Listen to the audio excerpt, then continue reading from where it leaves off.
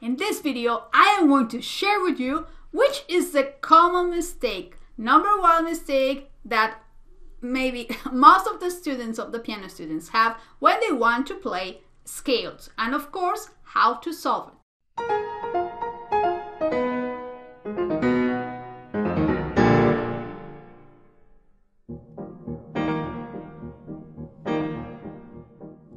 Hi, my name is Ilse Lozoya. Thank you for watching this video. As a piano teacher, I have seen many times through many students, and of course, I deal with this when I was a student myself, about this problem. What happened? Well, sometimes we want to play the scales, so we need to play major scales, right? We need to be able to play major scales, and then we go to minor scales and the other, maybe the Greek modes and all the different types of scales. But we are just simply cannot play, we are simply not capable to play major scales without mistakes. So what's happening? Well, the number one mistake is that you don't follow the proper fingering. Yes, it sounds so obvious, but the situation is that if you are not capable to play C major with the same fingering, especially when it comes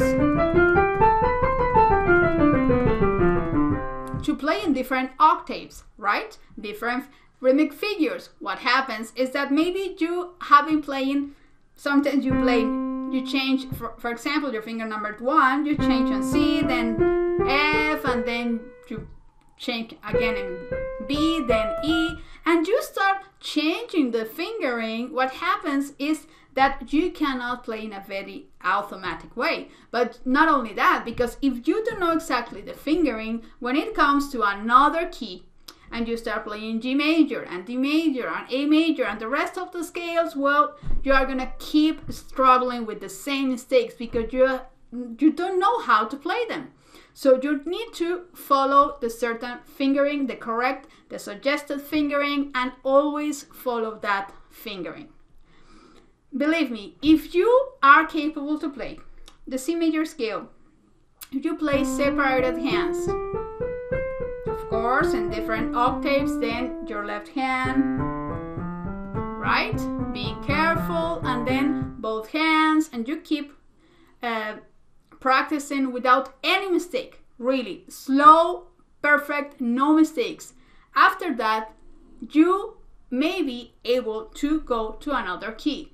Only after you have practiced that. And there are some facts and keys that we can associate. For example, if you play the C major scale, you will find that all the keys that begin with a white key have the same finger with the right hand. So that really makes everything easier, right? So if you have memorized the fingering, and you not only play this automatic, but you know that you have to change on C and F, then when you get to another key, you are going to be able to think about the accidentals, sharps, flats, without being a disaster, right? So this is very important. So play very slow, separated hands, C major many times until you really master this key. And then you move to the next key. I really suggest you to play in following the circle of fifths. And that is really going to help you to play better. So now you know, so you don't have any excuse to play scales without the correct fingering. So this is my recommendation to you. If you like this video, well, I invite you to subscribe to the channel, share this video, click the notification bell so you won't miss any video of suggestions, recommendations, and many tips on how to be a better pianist.